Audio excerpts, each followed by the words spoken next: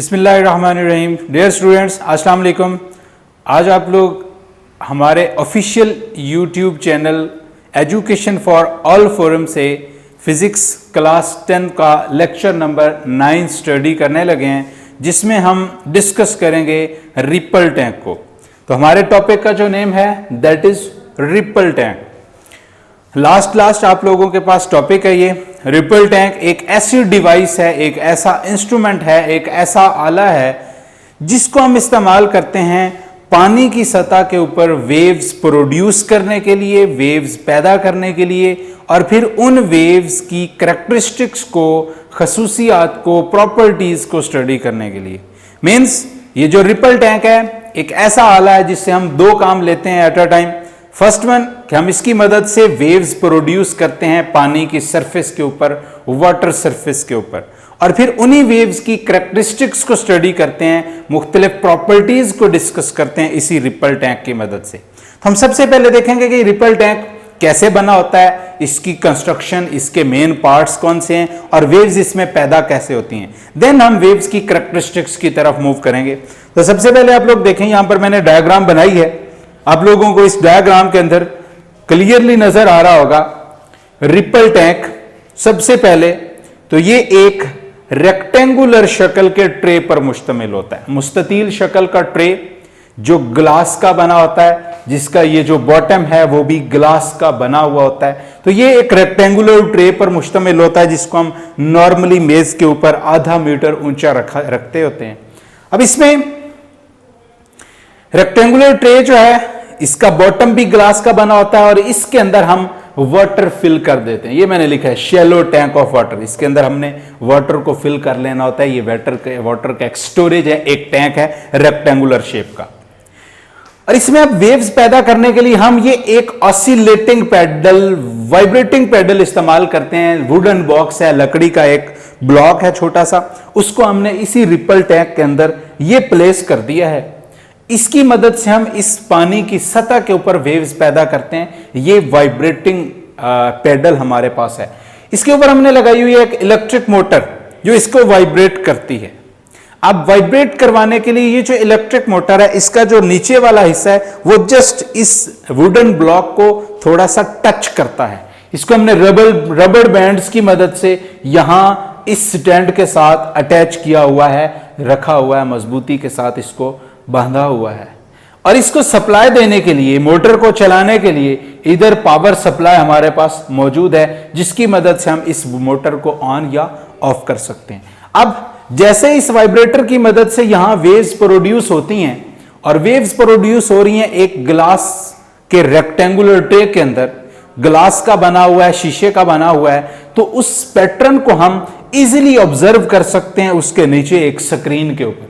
वो screen simply आप लोग एक पेज सफेद रख दें, उसके ऊपर आप लोगों को अक्स नजर आएगा उन वेव्स का, और उस अक्स से आप वेव्स को स्टडी कर सकते हैं। अब वो जो वेव्स की रिफ्लेक्शन, एक अक्स आपको नजर आएगा इस व्यूइंग स्क्रीन के ऊपर, वो किसकी मदद से नजर आएगा? इस लैंप की मदद से, क्योंकि इसके ऊपर हम एक लैंप उसको जला देते हैं। उसकी रोशनी जैसे ही इसके ऊपर लाइट पड़ती है, रोशनी पड़ती है, तो नीचे आप लोग क्लियर व्यू उसका देख सकते हैं डार्क और ब्राइट लाइंस की मदद से।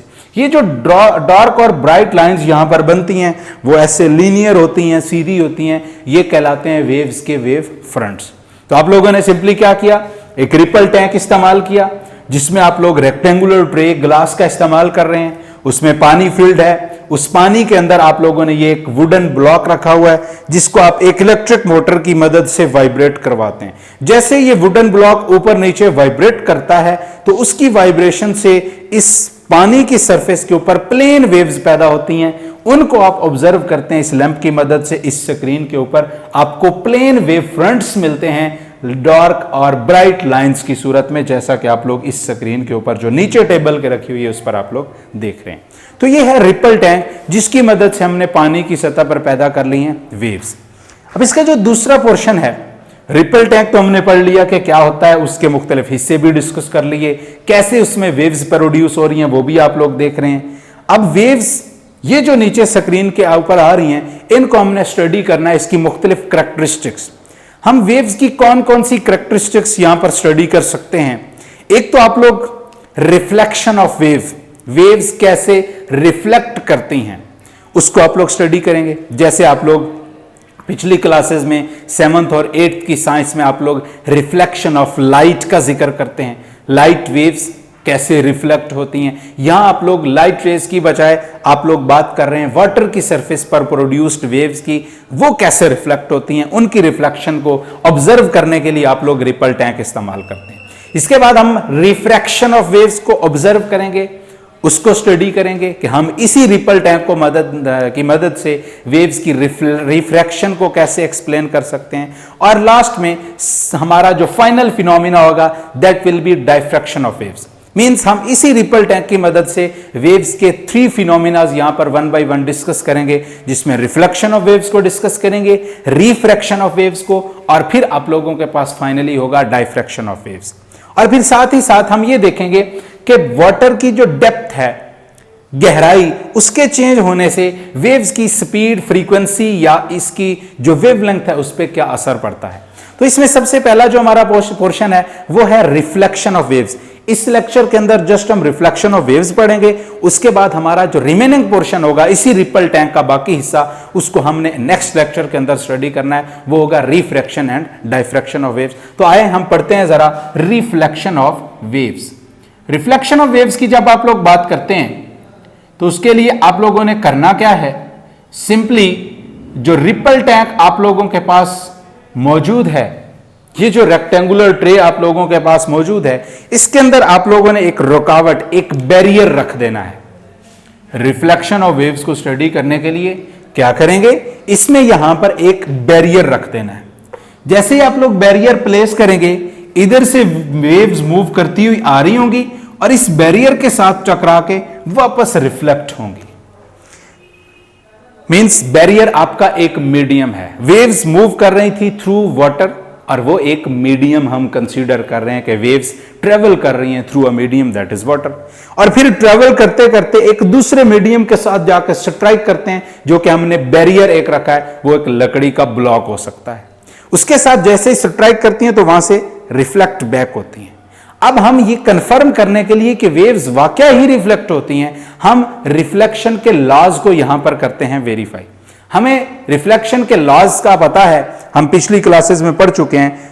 अगर हम रोशनी की रिफ्लेक्शन की बात कर रहे हैं तो हम कहते हैं कि जब एक रोशनी एक मीडियम से दूसरे मीडियम की सरफेस पे इंसिडेंट करती है, वहां से उसका कुछ हिस्सा रिफ्लेक्ट बैक होता है इन सच अ वे कि नॉर्मल टू द सरफेस, उस सरफेस के ऊपर, जिस सरफेस के ऊपर लाइट इंसिडेंट कर रही है उसके ऊपर अगर हम एक नॉर्मल ड्रॉ करें तो हमारी इंसिडेंट रे नॉर्मल के साथ जो एंगल ऑफ इंसिडेंस बना रही होती है वो एंगल रिफ्लेक्टेड रे के एंगल ऑफ रिफ्लेक्शन जो उसने नॉर्मल के साथ बनाना है उसके इक्वल होता है। तो हम जरा इसको ऑब्जर्व करने के लिए क्या करते हैं, यहां पर तो हमने बैरियर को स्ट्रेट ऐसे रख दिया। अब हम क्या करेंगे, बैरियर को एट सम एंगल प्लेस करेंगे। बजाय इसके कि बैरियर को बिल्कुल इसके साथ सीधा रखें, हम इसको एट सम एंगल प्लेस करेंगे, यानी वेव्स ये मूव कर रही हैं, प्लेन वेव फ्रंट से मूव करती हुई वेव्स आ रही हैं, और इन वेव्स के सामने हमने एक बैरियर प्लेस करना है एट सम एंगल। कैसे प्लेस करता हूं जरा देखिएगा। ये मेरे पास है बैरियर जो मैंने एक खास एंगल पे आके यहां पर प्लेस कर दिया। ये है barrier which is placed at some angle to the direction of propagation of waves. Waves की प्रोपेगेशन की डायरेक्शन के साथ मैंने एक खास एंगल पे इस बैरियर को यहां पर प्लेस कर दिया है। ये मेरे पास है एक बैरियर, एक रुकावट, जिसको मैंने एक खास एंगल पे प्लेस किया है। This is barrier. अब इधर से वेव फ्रंट्स आप लोग देख रहे हैं, प्लेन वेव फ्रंट्स ये ट्रेवल करते हुए आते हैं, इस बैरियर के साथ आके टकरा रहे हैं, इंसिडेंट कर रहे हैं। किस तरह से, अब ये जो वेव फ्रंट्स जो आके इंसिडेंट कर रहे हैं, मींस इंसिडेंट वेव्स को अगर मैं इनकी डायरेक्शंस को शो करना चाहूं तो मैं इस रेड मार्कर से शो करता हूं। कैसे भला, ये आ रही हैं इंसिडेंट वेव्स, ये है डायरेक्शन ऑफ इंसिडेंट वेव्स। ये मेरे पास क्या है, इंसिडेंट वेव्स, ये वेव्स आके इंसिडेंट करती हैं एट सम एंगल बैरियर के साथ, और वो एंगल कितना है उस एंगल को मैं मेजर करना चाहूं तो इसी बैरियर के ऊपर मैं यहां पर एक नॉर्मल ड्रॉ करूंगा। ये मेरे पास है नॉर्मल। इस नॉर्मल के साथ ये जो इंसिडेंट वेव्स हैं वो एक एंगल सबटेंड कर रही हैं जिसको मैं आई से शो करता हूं, और ये जो एंगल है इसको मैं नाम देता हूं एंगल ऑफ इंसिडेंस।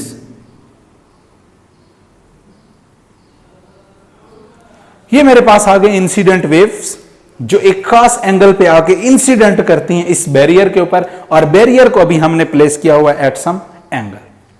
अब जब ये आके इंसिडेंट करती हैं, इंसिडेंट करने के बाद इन्होंने होना है रिफ्लेक्ट। अब इसकी रिफ्लेक्शन को देखिएगा मैं जरा कैसे बनाता हूं। इसी ये जो मैंने एक पैटर्न बनाया इधर दोबारा से ड्रॉ करता हूं। ये मेरे पास वही बैरियर है जिसको मैंने एट सम एंगल प्लेस किया हुआ था। वेव्स की डायरेक्शन के सामने मैंने इस बैरियर को प्लेस किया है एट सम एंगल। वेव्स आके इस बैरियर के साथ करती हैं स्ट्राइक। स्ट्राइक करने के बाद वेव्स ने होना है रिफ्लेक्ट। ये हमारा बैरियर है, इस बैरियर के साथ आके वेव्स ने इंसिडेंट किया एट सम एंगल जिसको मैं एंगल ऑफ इंसिडेंस का नाम दे रहा हूं। आप लोग इस डायग्राम के अंदर ये हमारे पास जो फिगर 1 कह सकते हैं।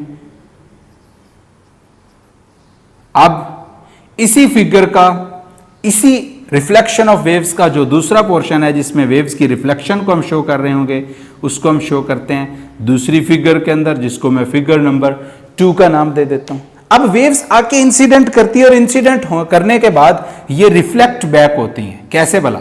उनकी रिफ्लेक्शन को मैं जरा इस तरह से शो करता हूं, जस्ट लाइक दिस। वही प्लेन वेव फ्रंट्स रिफ्लेक्ट हो रहे हैं। आप इसकी रिफ्लेक्शन को जरा गौर से देखें। इसमें आप लोग देख रहे हैं कि जो वेव्स हैं वो रिफ्लेक्ट हो रही हैं इन दिस डायरेक्शन। ये मेरे पास हो गई रिफ्लेक्टेड वेव्स। अगर मैं रिफ्लेक्टेड वेव्स की डायरेक्शन को शो करूं तो मैं यूं शो कर सकता हूं। ये कौन सी वेव्स हो गई? Reflected waves. रिफ्लेक्टेड वेव्स, ये मेरे पास इंसिडेंट वेव्स जा रही हैं और उधर से ये मेरे पास अब जा रही हैं रिफ्लेक्टेड वेव्स। अब देखना ये है कि ये जो रिफ्लेक्टेड वेव्स हैं ये नॉर्मल के साथ कितना एंगल सबटेंड कर रही हैं, उसको ऑब्जर्व करने के लिए हम यहां पर अगेन नॉर्मल ड्रॉ करते हैं। ये नॉर्मल जिसको हम उर्दू में अमूद का नाम देते हैं, इस बैरियर के ऊपर परपेंडिकुलर डायरेक्शन में हम ये नॉर्मल ड्रॉ कर रहे हैं।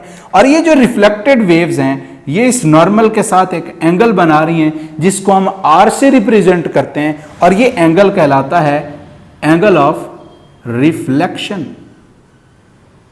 Angle of reflection. अब मैंने क्या किया, इस बैरियर को एट सम एंगल प्लेस किया हुआ था। इंसिडेंट वेव्स आके इंसिडेंट करती हैं खास एंगल पे जिसको हम एंगल ऑफ इंसिडेंस का नाम देते हैं, और फिर रिफ्लेक्ट हो जाती हैं उसी सरफेस से एक खास एंगल बनाते हुए नॉर्मल के साथ जिसको हम एंगल ऑफ रिफ्लेक्शन का नाम देते हैं। अब ये वाला जो काम है हम ऑब्जर्व कर रहे हैं इस रिपल टैंक की मदद से, और हमारी ऑब्जर्वेशन का जो रिजल्ट है वो रिजल्ट ये निकलता है कि जो एंगल ऑफ इंसिडेंस है जिसको मैं एंगल आई से शो कर रहा हूं that is equal to angle of reflection. It means आपकी ये जो रिफ्लेक्शन है इस रिपल टैंक के अंदर जो वेव्स पैदा हुई हैं उन वेव्स की रिफ्लेक्शन को चेक करने के लिए आप लोगों ने बैरियर को प्लेस किया एट सम एंगल, और इस सारे फिनोमिना से आप लोगों ने रिजल्ट क्या निकाला इस पूरे एक्सपेरिमेंट से कि angle of incidence angle of reflection के इक्वल आ गया। इट्स मींस वेव्स रिफ्लेक्ट कर रही हैं according to the laws of reflection.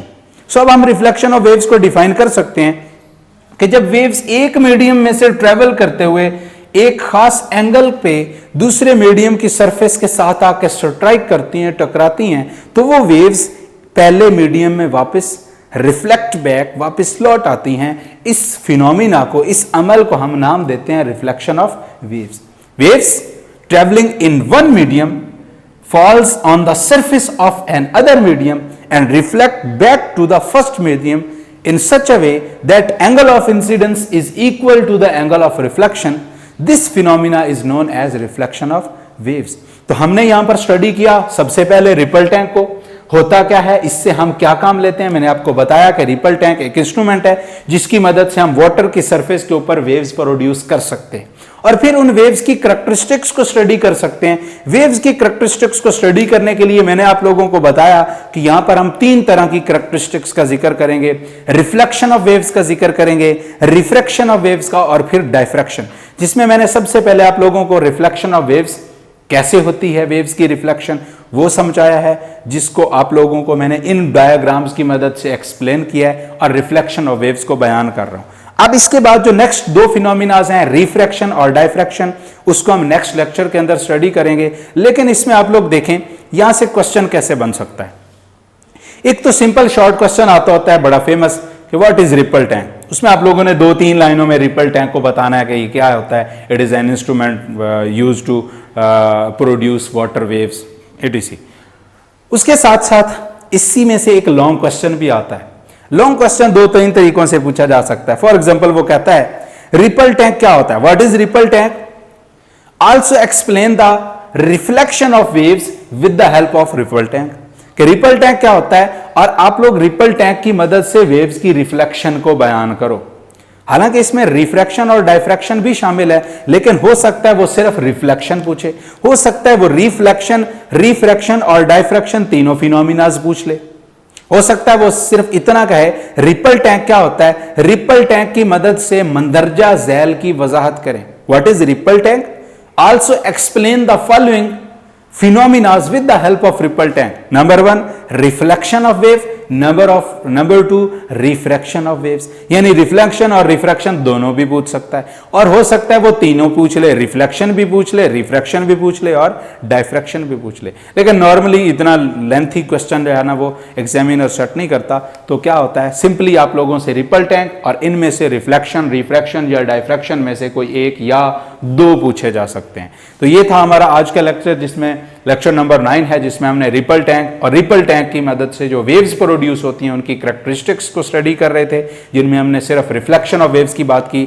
अगर आप लोगों को किसी किस्म का कोई क्वेश्चन पूछना हो तो आप लोग हमारे कमेंट सेक्शन में जा सकते हैं। वीडियो अच्छी लगी है आप लोगों को तो आप लोग लाइक करें, आप कमेंट सेक्शन के अंदर कमेंट करें और हमारा ये जो चैनल है इसको सब्सक्राइब करें।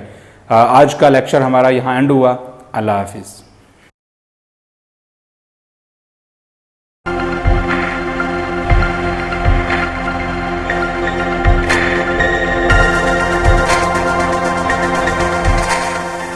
बिस्मिल्लाहिर्रहमानिर्रहीम। डियर स्टूडेंट्स, अस्सलाम वालेकुम।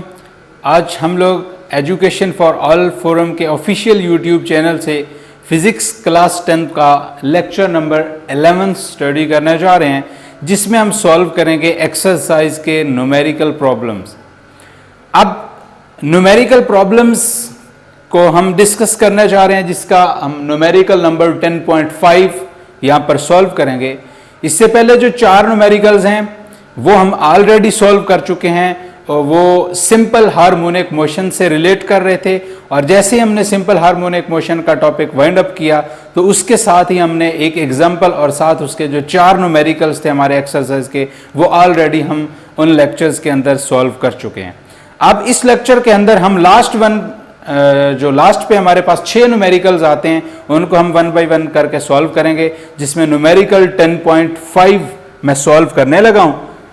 जिसमें आप लोग देख रहे हैं वो कहता है if 100 waves pass through a point of a medium in 20 seconds. वो कहता है कि मीडियम के एक पॉइंट से 100 वेव्स पास कर रही हैं 20 सेकंड में। तो इसके डाटा में सबसे पहले जो हमारे पास चीज आएगी वो आएगी नंबर ऑफ वेव्स। मैं डाटा इसका बनाता हूं सबसे पहले, जिसमें मैं लिखूंगा नंबर ऑफ वेव्स कितनी है, एक पॉइंट से जो वेव्स गुजर रही हैं उनकी जो तादाद है जिसको मैं n से शो करूंगा, दैट इज 100। तो नंबर ऑफ वेव्स हो गई 100। इसके बाद हमारे पास आ रहा है टाइम, कितने टाइम के अंदर ये वेव्स उस मीडियम के उस पॉइंट से गुजर रही हैं, दैट इज 20 सेकेंड। अच्छा, इसमें एक होता है टाइम पीरियड और एक है टाइम। ये टाइम टोटल टाइम है 100 वेव्स का पास करने का थ्रू दैट मीडियम। हम टाइम पीरियड वो होता है जिसमें सिर्फ एक वेव पास कर रही होती है थ्रू अ मीडियम, या हम ये कह सकते हैं कि एक वेव पास करने का जो टाइम ड्यूरेशन है that is the time period. तो यहां 100 वेव्स पास कर रही थी, उनका टाइम दिया गया, ये टोटल टाइम है, ये हमारे पास हो गया 20 सेकंड्स। हमने फाइंड आउट करनी है यहां पर तीन चीजें। एक तो हमने फ्रीक्वेंसी फाइंड आउट करनी है वेव्स की, और साथ what is the frequency and time period of the wave. हमने वेव्स की फ्रीक्वेंसी भी टाइम पीरियड भी फाइंड आउट करना है, और साथ ही वो कहता है if wavelength is 6 centimetre then calculate the speed of wave. अगर वेव की वेवलेंथ 6 सेंटीमीटर हो तो वेव की स्पीड भी बताओ। तो इसमें सबसे पहले पोर्शन ए के अंदर हम वेव की फ्रीक्वेंसी फाइंड आउट करेंगे। फ्रीक्वेंसी, मैंने इस पोर्शन ए को पार्ट, इस जब हमने फ्रीक्वेंसी फाइंड आउट करनी है तो उसको मैंने पार्ट ए का नाम दे दिया फ्रीक्वेंसी। हमने वेव की फ्रीक्वेंसी फाइंड आउट करनी है। इसी का जो पार्ट बी होगा उसमें हमने फाइंड आउट करनी है वेव का टाइम पीरियड, जिसको मैं कैपिटल टी से शो करूंगा। और इसी के साथ ही हम इसका सी पोर्शन स्टडी करेंगे जिसमें हमें वेवलेंथ दी हुई है, वेवलेंथ गिवन है लैम्डा दैट इज 6 सेंटीमीटर। इसको मीटर्स में 0.06 मीटर लिखा जाएगा। सेंटीमीटर को मीटर में चेंज करने के लिए हम 100 से करेंगे डिवाइड। 6 सेंटीमीटर को जब 100 पे डिवाइड करूंगा इट विल बी 0.06 मीटर। और हमने इसमें फाइंड आउट क्या करनी है, speed of the wave find out करेंगे। अब इसके सॉल्यूशन की तरफ हम मूव करते हैं। इसके सॉल्यूशन का सबसे पहले पार्ट ए में सॉल्व करता हूं, और यहां इसके सॉल्यूशन के अंदर ये जो मेरे पास स्पेस मौजूद है इसको मैं दो हिस्सों में अलग अलग डिवाइड कर लेता हूं, जिसमें मेरा सॉल्यूशन आ जाएगा, पूरा कंप्लीट हो जाएगा। सबसे पहले ए पोर्शन में मैंने फाइंड आउट करनी है फ्रीक्वेंसी। मेरे पास नंबर ऑफ वेव्स हैं 100 और टोटल टाइम दिया हुआ है 20 सेकंड। 20 सेकंड के दौरान 100 वेव्स पास कर रही हैं। मैंने फाइंड आउट करना है कि 1 सेकंड में कितनी वेव्स पास आउट करेंगी, तो वो 100 को मैं टोटल टाइम जो कि 20 सेकंड है उस पर डिवाइड कर दूंगा और वही मेरे पास होगी फ्रीक्वेंसी। तो पार्ट ए मेरे पास जो फ्रीक्वेंसी होगी, फ्रीक्वेंसी को कैसे मैं फाइंड आउट कर सकता हूं, it will B number of waves over time. Frequency F, number of waves मेरे पास 100 है, इसको टाइम पर मैं करूंगा डिवाइड। जब 100 को 20 पर डिवाइड करूंगा तो मेरे पास जो फ्रीक्वेंसी होगी that will B only 5 hertz. मेरे पास जो पोर्शन ए था वो मैंने सॉल्व कर लिया, वेरी सिंपल, 2 स्टेप्स के अंदर सॉल्व हो गया। मैंने फ्रीक्वेंसी फाइंड आउट करनी है, नंबर ऑफ वेव्स को टाइम ड्यूरेशन पे डिवाइड करूंगा, मेरे पास 5 हर्ट्ज फ्रीक्वेंसी आ जाएगी। अब इसका जो पार्ट बी है उसको यहां मैं सॉल्व कर सकता हूं। पार्ट बी के अंदर मैंने टाइम पीरियड फाइंड आउट करना है, और जो टाइम पीरियड है वो फ्रीक्वेंसी के रेसिप्रोकल के उलट, रेसिप्रोकल के इक्वल होता है। Means time period T that will be equal to 1/f। So frequency मेरे पास है 5 हर्ट्ज, मैं फ्रीक्वेंसी की वैल्यू यहां 5 पुट करूंगा तो मेरे पास टाइम पीरियड बन जाएगा 0.2 सेकंड। वेरी सिंपल, दो स्टेप्स के अंदर हमने इसको भी सॉल्व कर लिया। टाइम पीरियड फ्रीक्वेंसी के रेसिप्रोकल के इक्वल है, t is equal to 1/f formula इस्तेमाल कर रहा हूं। f ऑलरेडी मैं फाइंड आउट कर चुका हूं 5 हर्ट्ज, वैल्यू पुट करूंगा f की 5, 1/5 that will give us 0.2 second. इसका जो पार्ट नंबर 3 है जिसको मैं c से डिनोट कर रहा हूं दैट इज स्पीड। यहां पर मैं वेव इक्वेशन इस्तेमाल करूंगा, मैं लिखता हूं by using wave equation. Wave equation की मदद से मैं इसको सॉल्व कर सकता हूं, that is v is equal to F lambda. F frequency जो कि 5 हर्ट्ज है, लैम्डा 0.06 है। मैं इसको जब मल्टीप्लाई करूंगा it will give us 0.3 metre पर सेकंड। तो मैंने स्पीड भी वेव की फाइंड आउट कर ली। तो हमने इस न्यूमेरिकल के अंदर तीन चीजें कैलकुलेट करना थी, तीनों मैंने कैलकुलेट कर ली हैं, ए, बी और सी। नेक्स्ट न्यूमेरिकल हमारे पास है 10.6, उसकी तरफ मूव करते हैं। 10.6 का सबसे पहले बनाते हैं data, very simple numerical. Data में वो कहता क्या है, वो कहता है wooden bar vibrating into the water surface in a ripple tank at a frequency of 12 hertz. हम इससे पिछले लेक्चर नंबर 10 के अंदर रिपल टैंक को पढ़ चुके हैं। अब रिपल टैंक के अंदर आप लोग क्या करते हैं, वाटर वेव्स प्रोड्यूस करते हैं, उसी का वो यहां पर जिक्र कर रहा है कि हमारे पास वाटर वेव्स हैं, किसके अंदर पैदा हो रही हैं, रिपल टैंक के अंदर, जिनकी फ्रीक्वेंसी हमारे पास है 12 hertz. Frequency F that is only 12 hertz, और जो रिजल्टेंट वेव प्रोड्यूस होती है, the wave resultant wave has a wavelength of 3 centimetre, यानी उसी वेव की जो वेवलेंथ है वो भी वो बता रहा है, जिसको मैं लैम्डा से शो करूंगा, दैट इज 3 सेंटीमीटर, और मीटर्स में ये बनेगा 0.03 मीटर्स। मैं 3 को 100 पे डिवाइड कर दूंगा तो मीटर्स के अंदर मेरे पास वेवलेंथ जो एक्सप्रेस हो जाएगी 0.03। वुडन बार वाइब्रेट कर रही है रिपल टैंक के अंदर, और वहां एक वेव प्रोड्यूस होती है जिसकी फ्रीक्वेंसी 12 हर्ट्ज और वेवलेंथ उसकी 3 सेंटीमीटर है। हमने उसी वेव की स्पीड फाइंड आउट करनी है। Speed, we have to calculate speed v। ये हमारे पास डाटा है, डाटा में दो चीजें हमें मालूम है, जबकि थर्ड वन हमने फाइंड आउट करनी है। मैं इसका सॉल्यूशन लिखता हूं। सॉल्यूशन में मेरे पास जो फॉर्मूला इस्तेमाल होगा वो होगी वेव इक्वेशन।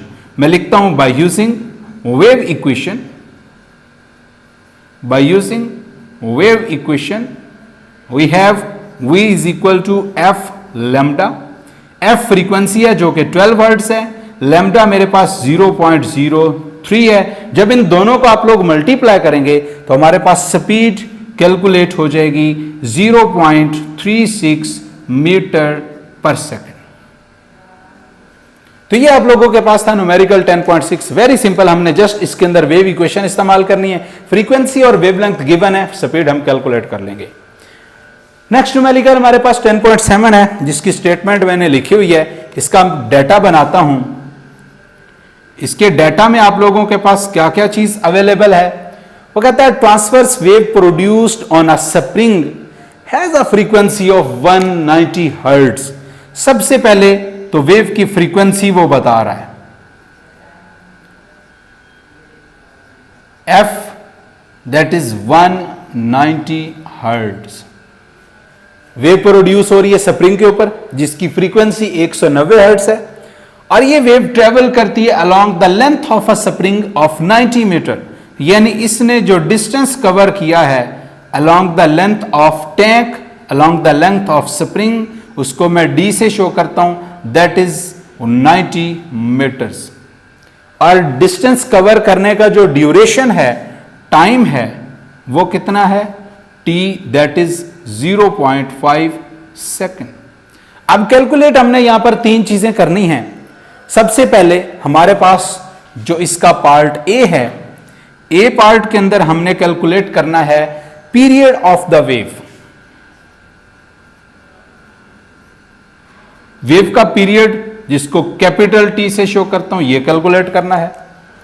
इसका जो बी पोर्शन है जो कि मैं यहां लिख लेता हूं, उसमें हमने क्या चीज कैलकुलेट करनी है, स्पीड ऑफ द वेव।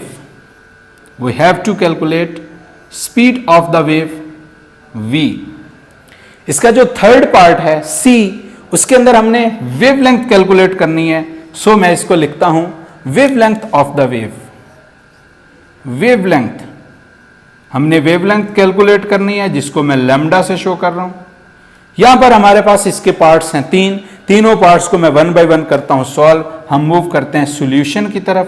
इस सॉल्यूशन के अंदर अगेन मैं दो पोर्शंस बना लेता हूं ताकि मैं इजीली इनको सॉल्व कर सकूं। ये मेरे पास दो पोर्शंस हो गए, इसमें मैं सारा सॉल्यूशन वाइंड अप कर लूंगा। तो सबसे पहले हमारे पास है पीरियड फाइंड आउट करना है। फ्रीक्वेंसी गिवन हो तो टाइम पीरियड हम कैलकुलेट कर सकते हैं। पोर्शन ए सॉल्व करने लगा हूं। टाइम पीरियड फ्रीक्वेंसी के रेसिप्रोकल के इक्वल होता है, मैं लिखता हूं t is equal to 1/f। f frequency जो कि 190 हर्ट्ज है, गिवन है। मैं 1 को 190 पे डिवाइड कर दूंगा।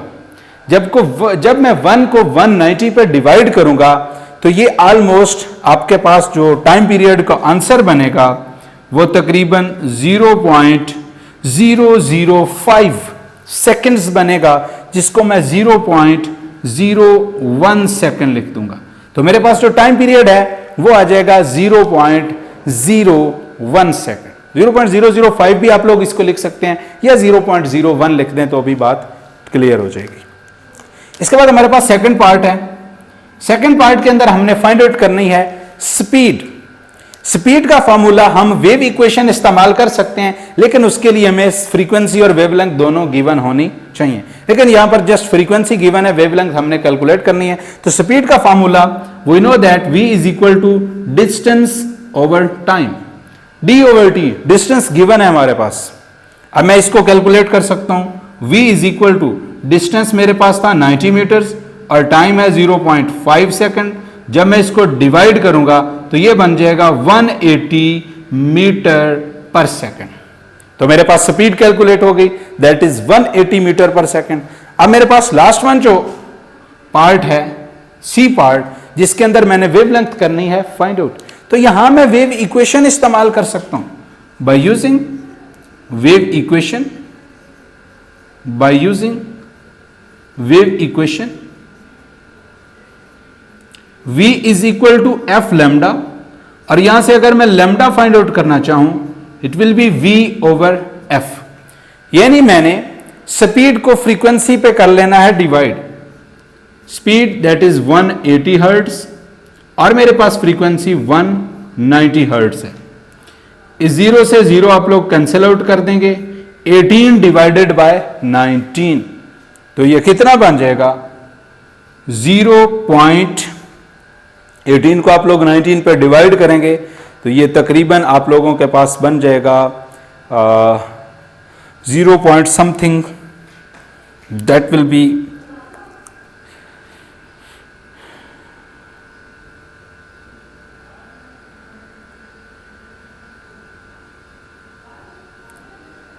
आई थिंक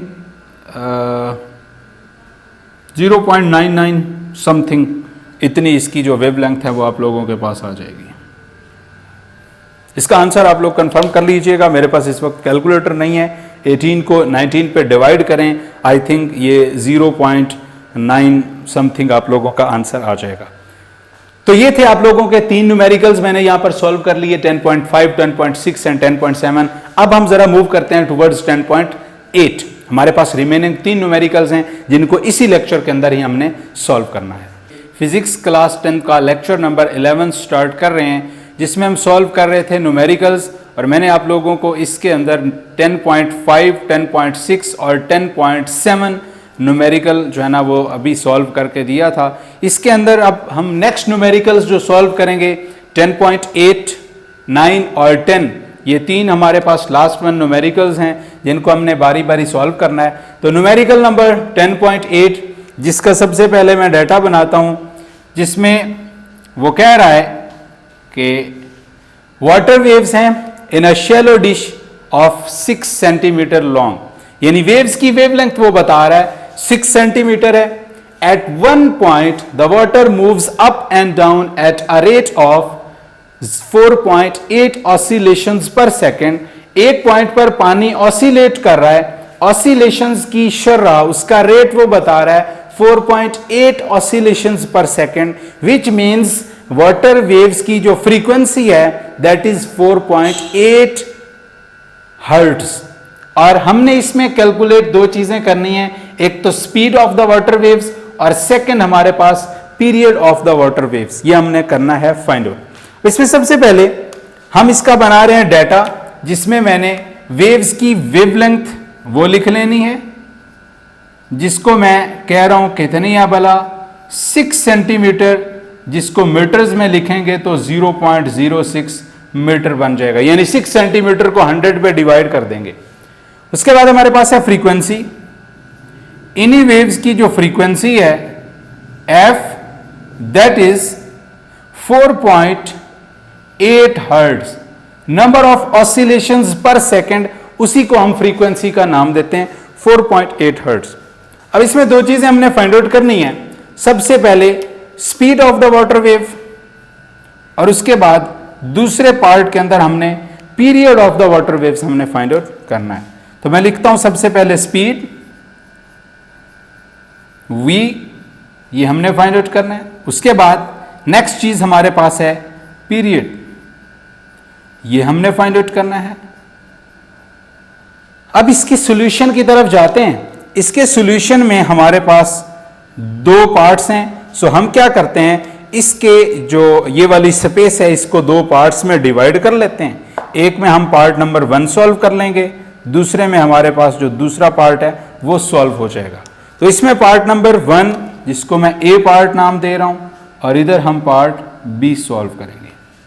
अब पार्ट ए सॉल्व करने के लिए जो कि हमने स्पीड फाइंड आउट करनी है, हमारे पास सिंपल सा फॉर्मूला है v is equal to F lambda, जिसको हम वेव इक्वेशन का नाम देते हैं। मैं लिखता हूं बाय यूजिंग वेव इक्वेशन, हम वेव इक्वेशन यूज करने लगे हैं, that is v is equal to F lambda. F frequency है जो कि गिवन है 4.8 हर्ट्ज, जबकि लैम्डा 0.06। इन दोनों को हमने कर लेना है multiply, 4.8 hertz multiplied by 0.06 centimetre metre wavelength.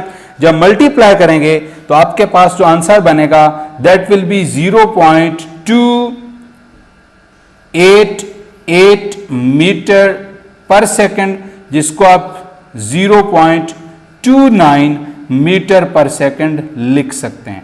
0.288 लिखते हैं या 0.29। उसके बाद दूसरा पार्ट है जिसमें हमने पीरियड फाइंड आउट करना है, time period, that is reciprocal of the frequency 1/4.8। जब इसको मैं डिवाइड करूंगा इट विल बी 0.208, जिसको मैं 0.21 सेकंड लिख सकता हूं। तो ये हमारे पास हो जाएगा टाइम पीरियड। अब हम मूव करते हैं नेक्स्ट न्यूमेरिकल की तरफ, दैट इज 10.9। इसमें सबसे पहले हम डेटा बनाएंगे। डेटा में एक तो रिपल टैंक की लेंथ दी हुई है, at one end of the ripple tank 80 centimetre across, ripple tank से 80 सेंटीमीटर के डिस्टेंस तक वो बात कर रहा है। सबसे पहले तो मैं ये एक जो डिस्टेंस है मेरे पास, लेंथ या आप लोग इसको डिस्टेंस डी कह रहे हैं, दैट इज 80 सेंटीमीटर, जिसको मीटर में लिखूंगा तो 0.8 मीटर बन जाएगा, 80 डिवाइडेड बाय 100। बता 5 हर्ट्ज वाइब्रेटर मींस वाइब्रेटर की फ्रीक्वेंसी वो बता रहा है, इतनी फ्रीक्वेंसी की वेव्स पैदा होती हैं, that is 5 hertz. Produces waves whose wavelength is 40 millimetre, means waves की जो वेवलेंथ है वो भी बता रहा है साथ, वो कितनी है, लैम्डा से शो करता हूं, दैट इज 40 मिलीमीटर। मिलीमीटर को मीटर में चेंज करने के लिए हम 1000 पे करेंगे divide, it will be 0.04 metre. हमने फाइंड आउट फाइनली क्या करनी है, find the time waves need to cross the tank. उस टैंक को क्रॉस करने के लिए वेव्स को कितना टाइम रिक्वायर्ड होगा, मैं फाइंड आउट करूंगा रिक्वायर्ड टाइम। इसको मैं स्मॉल टी से डिनोट करता हूं, ये टाइम मैंने फाइंड आउट करना है। अब इसके सॉल्यूशन में टाइम फाइंड आउट करने के लिए मुझे पहले वेव्स की स्पीड फाइंड आउट करना होगी। वेव्स की स्पीड फाइंड आउट करने के लिए मैं वेव इक्वेशन यूज कर सकता हूं, v is equal to F lambda. मैं लिखता हूं by using v is equal to F lambda. Frequency given है 5 हर्ट्ज, जबकि लैम्डा 0.8। जब आप लोग इसको मल्टीप्लाई करेंगे तो ये मेरा ख्याल है आप लोगों के पास जो स्पीड है 80 सेंटीमीटर, उसको आप लोगों ने मीटर में चेंज किया था, 0.8 मीटर बन गया। अब आप 0.8 को 5 हर्ट्ज के साथ कर रहे हैं मल्टीप्लाई। अब जब मल्टीप्लाई करेंगे तो ये बन जाएगा 4 मीटर पर सेकंड। अब इसमें आप लोगों ने नेक्स्ट जो चीज फाइंड आउट करनी है वो आप लोगों के पास है टाइम। टाइम ड्यूरेशन आप लोग फाइंड आउट करना चाह रहे हैं। बल्कि नहीं, यहां पर लेम्डा गिवन है 0.04। आप लोग इसकी वैल्यू जरा अगेन पुट करें। मेरे पास फ्रीक्वेंसी 5 हर्ट्ज है, जबकि वेवलेंथ 0.04 है, जो मैं पहले 0.8 और गलती से मैंने पुट किया, सो इट विल बी 0.04। जब आप इनको मल्टीप्लाई करेंगे तो ये आप लोगों के पास जो आंसर बनेगा 0.04 को 5 से आप लोग मल्टीप्लाई करें, ये बनेगा 0.02 मीटर पर सेकेंड। अब ये आंसर आप लोगों का ठीक है। स्पीड, अब स्पीड की मदद से आप लोग ये टाइम फाइंड आउट कर सकते हैं। कैसे? फॉर्मूला मेरे पास स्पीड का होता है, मैं यूज करता हूं एक formula, v is equal to D over T. यहां से मैं टाइम कैलकुलेट करना चाहूं तो ये बन जाएगा d ओवर v, यानी टाइम और स्पीड इनको एक दूसरे के साथ रिप्लेस करना है। d जो कि ये डिस्टेंस था, एक लेंथ थी 0.8, जबकि ये मेरे पास कितना है 0.2 मीटर पर सेकेंड होगा। आप लोग कैलकुलेटर से इसको कैलकुलेट करके देख लीजिएगा। जब इसकी वैल्यू मैं 0.2 पुट करूंगा तो ये आपके पास टाइम जो है दैट विल बी 4 सेकेंड। आप 5 को 0.04 से मल्टीप्लाई करते हैं तो 0.2 मीटर पर सेकेंड आता है। वही वैल्यू आप लोग यहां स्पीड की पुट करते हैं 0.8 over 0.2, it will gives you 4 seconds. Next and last numerical हमारे पास है 10.10, जिसका सबसे पहले हम डाटा बनाते हैं। इसके डाटा में हमारे पास कितनी चीजें आएंगी? 2 चीजें इसके अंदर गिवन है। एक सबसे पहले वो कहता है कि वेवलेंथ आप फाइंड आउट करो रेडियो वेव्स की। कौन सी रेडियो वेव्स? जो ट्रांसमिट हो रही हैं एक एफएम रेडियो स्टेशन से, जिनकी वेवलेंथ है, सॉरी फ्रीक्वेंसी है 90 मेगाहर्ट्ज, 90 मेगाहर्ट्ज। सबसे पहले मैं डाटा के अंदर फ्रीक्वेंसी लिखता हूं, दैट इज 90 मेगाहर्ट्ज, और मेगा 10 की पावर 6 के बराबर होता है, एक प्रीफिक्स है। इसी को मैं लिखता हूं 90 इंटू 10⁻6 हर्ट्ज। उसके बाद स्पीड दी हुई है, वो भी मैं लिख लेता हूं, जिसको मैं v से जाहिर कर रहा हूं 3 इंटू 10⁸ मीटर पर second. We have to calculate the wavelength of the wave. Wavelength calculate करनी है, जिसको मैं लैम्डा से शो करता हूं। ये है मेरा डाटा, जिसमें 2 चीजें गिवन है, फ्रीक्वेंसी और स्पीड, जबकि वेवलेंथ मुझे फाइंड आउट करनी है। सॉल्व करता हूं। इसके सॉल्यूशन में सिंपल सा फार्मूला इस्तेमाल होगा, वेव इक्वेशन वाला यूज करता हूं। मैं लिखता हूं बाय यूजिंग वेव इक्वेशन, या सिंपली मैं लिख लूं by using v is equal to F lambda. यहां से लैम्डा मैंने फाइंड आउट करना हो तो ये बन जाएगा v ओवर f। अब v मेरे पास गिवन है 3 इंटू 10⁸। इसको मैं डिवाइड करूंगा फ्रीक्वेंसी पे, जो कि है 90 इंटू 10⁻6। अब यहां पर जो कैलकुलेशंस हैं वो थोड़ी सी टफ हो गई हैं। पीछे आप लोगों के पास जितनी भी वैल्यूज थी वो सीधी सीधी मल्टीप्लिकेशन या डिवीजन थी, लेकिन यहां 10 की पावर 7 इन्वॉल्व हो गई है। इसको फाइंड आउट करने के लिए आप लोग लिखें 3 इंटू 10⁸, 7 10 की पावर 6 को ऊपर ले जाएं, बन जाएगी -6 ओवर 90। 10⁻6 जो इसके डिनोमिनेटर के अंदर थी, बटे में थी, उसको मैं ऊपर लेके गया हूं। अब 3 इंटू 10⁸, में से 2 -6 माइनस कर दिया तो बन जाएगा 3 इंटू 10⁻² डिवाइडेड बाय 90। अब ये जो 3 इंटू 10⁻² है, इसको मैं सिंपली लिख सकता हूं 300 डिवाइडेड बाय 90। 0 से 0 उड़ गया। 30 को 9 से मैं जब डिवाइड करूंगा, it will gives us 3.333, means इसको मैं 3.33 मीटर लिख सकता हूं। तो मेरे पास वेवलेंथ आ गई इस रेडियो वेव की, दैट इज 3.33 मीटर। तो यहां आप लोगों का चैप्टर नंबर 10 एंड हुआ। आप लोगों ने सारे न्यूमेरिकल सॉल्व कर लिए। लेक्चर नंबर 11, इसके अंदर हमने 6 न्यूमेरिकल सॉल्व किए हैं, पहले 3 और उसके बाद फिर ये 3, 8वां 9वां 10वां। अगर आप लोगों ने इस हवाले से कोई क्वेश्चन पूछना हो, आप लोग हमारे कमेंट सेक्शन में आ सकते हैं। वीडियो अच्छी लगे तो आप लोग हमें कमेंट करें, हमारी वीडियो को लाइक करें और शेयर करें। अल्लाह हाफिज़।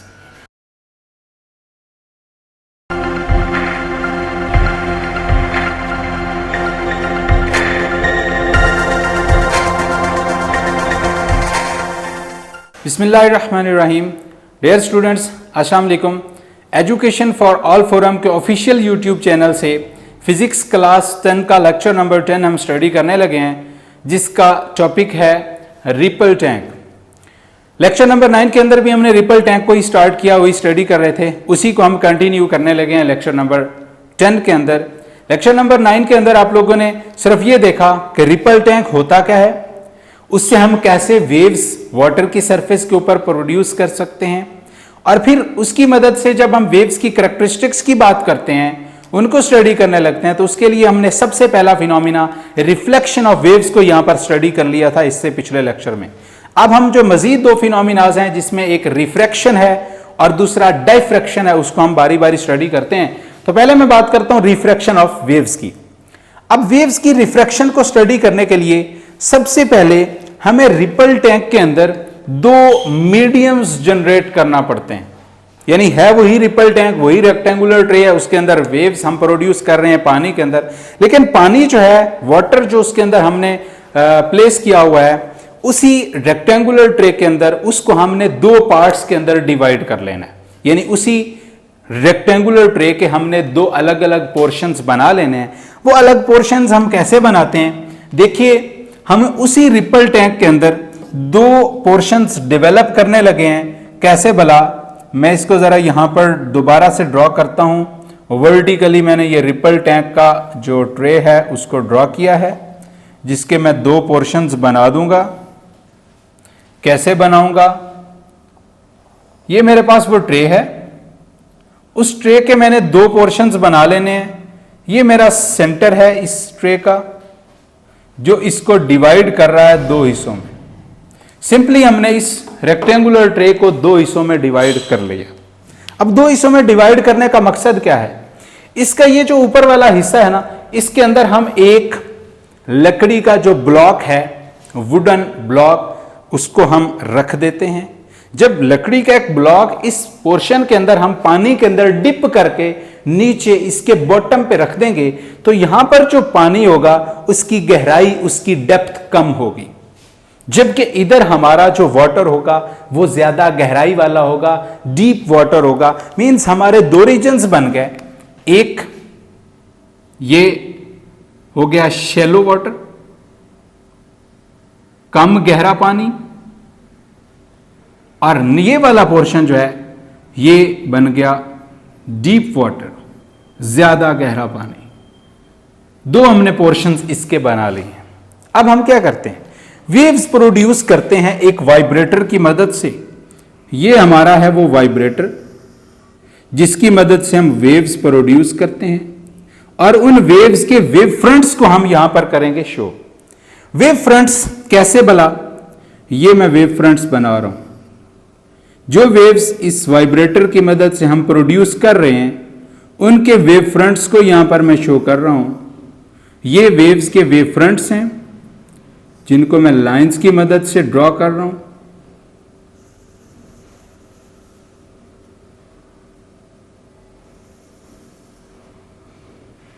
ये मैंने थ्रू आउट दिस टैंक, मैंने इस पूरे टैंक के अंदर जो वाटर वेव्स के वेव फ्रंट्स हैं उनको मैंने ड्रॉ कर दिया है।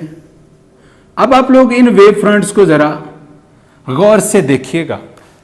जब आप लोग बात कर रहे हैं इस डीप वाटर के अंदर, तो इन वेव फ्रंट्स के दरमियान जो डिस्टेंस है वो ज्यादा है, और ये जो डिस्टेंस है इसको हम वेवलेंथ कह रहे हैं।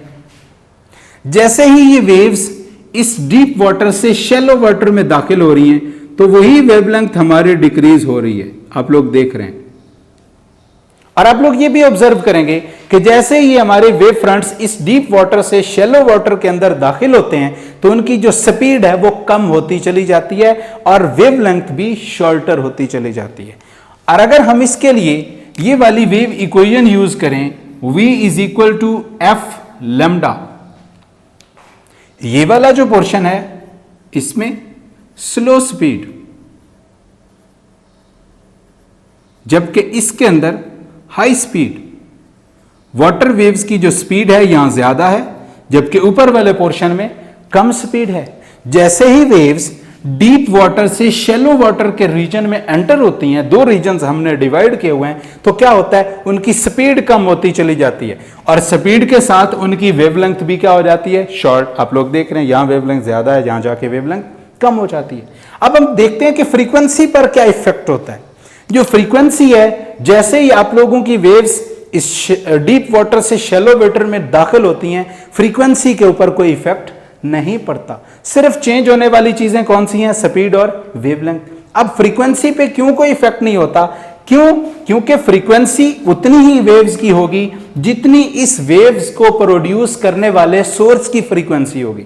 यानी जो हमने वाइब्रेटर रखा हुआ है जिसने वाइब्रेट करके वेव्स प्रोड्यूस करनी है, जितनी फ्रीक्वेंसी इस वाइब्रेटर की होगी, जो प्रोड्यूस्ड वेव्स हैं उनकी फ्रीक्वेंसी भी उतनी होगी, क्योंकि वेव्स की फ्रीक्वेंसी सोर्स की फ्रीक्वेंसी के इक्वल होगी। वो डिपेंड करती है सोर्स की फ्रीक्वेंसी पे। सो वेव्स की फ्रीक्वेंसी चेंज नहीं होगी, सिर्फ चेंज हो रही है तो स्पीड और फिर वेवलेंथ। अब हमने यहां पर दो रीजन्स बना लिए थे, एक हमारे पास डीप था, दूसरा शैलो। अब इन्हीं दो रीजन्स की मदद से हम जरा वेव की रिफ्रैक्शन की वजाहत करते हैं। मैं दोबारा से यहां पर यही रेक्टेंगुलर ट्रे ड्रॉ करता हूं, बनाता हूं, जिसमें मेरे पास दो रीजन्स होंगे। लेकिन अब रीजन्स को मैं जरा सेपरेट करूंगा एक और तरीका से। कैसे भला?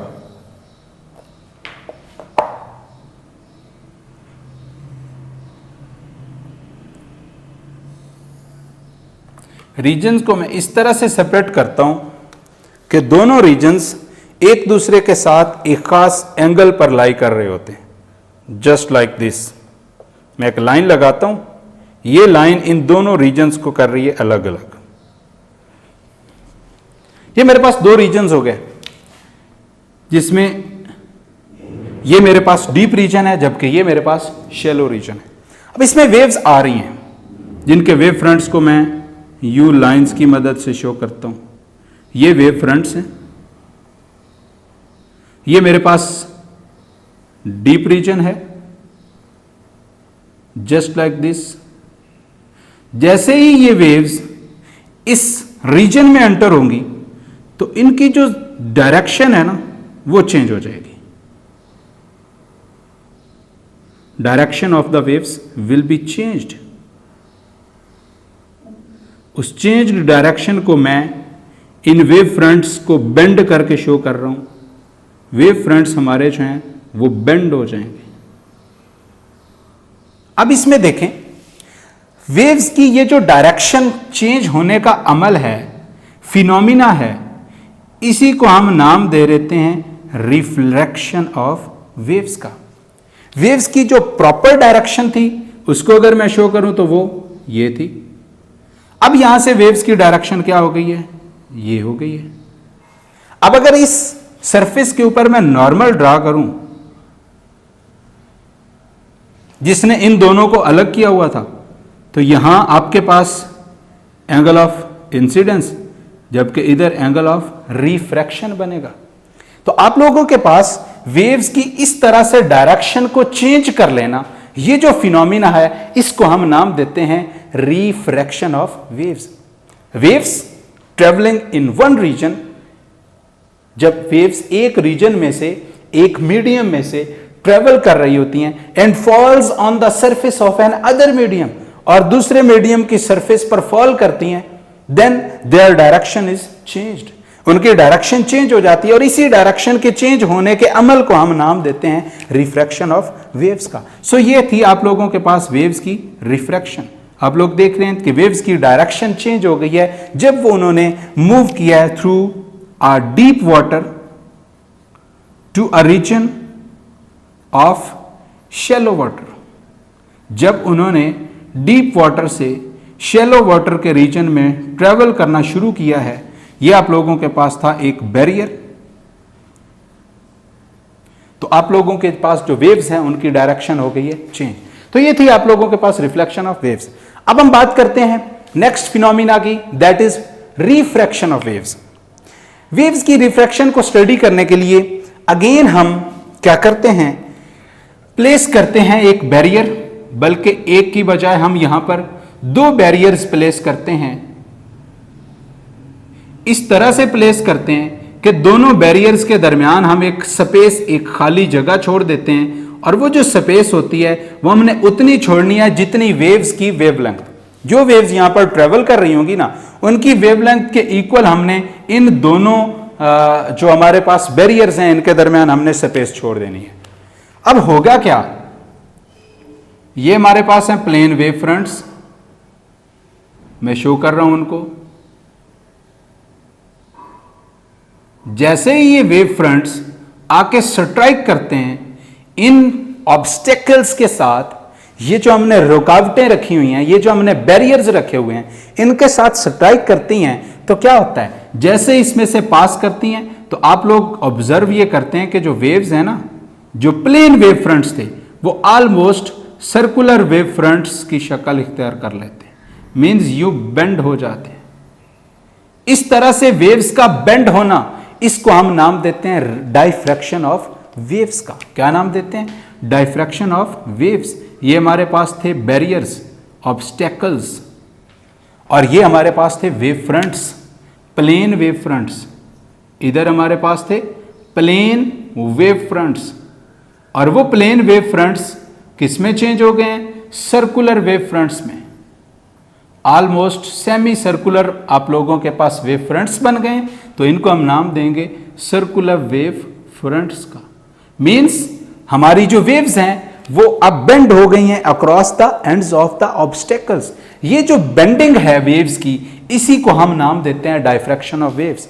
लेकिन इसके अंदर जो मेन चीज रिक्वायरमेंट है, जो मेन हमारे पास जो रिफ्रैक्शन के लिए जो शर्त है, अदरवाइज रिफ्रैक्शन नहीं होगी, वो ये है कि इन दोनों बैरियर्स के दरमियान ये जो स्पेसिंग है, ये वेव्स की वेवलेंथ के इक्वल होनी चाहिए, कंपेरेबल होनी चाहिए।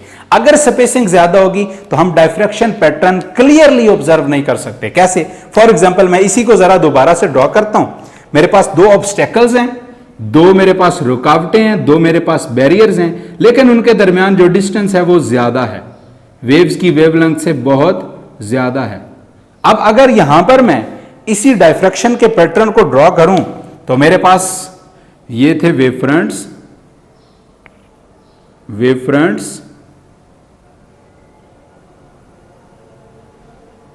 अब क्या हुआ, यही वेव्स जब यहां से गुजरेंगी तो अब आप लोगों के पास जो आगे इमर्ज होने वाले वेव फ्रंट्स होंगे वो भी ऑलमोस्ट प्लेन होंगे।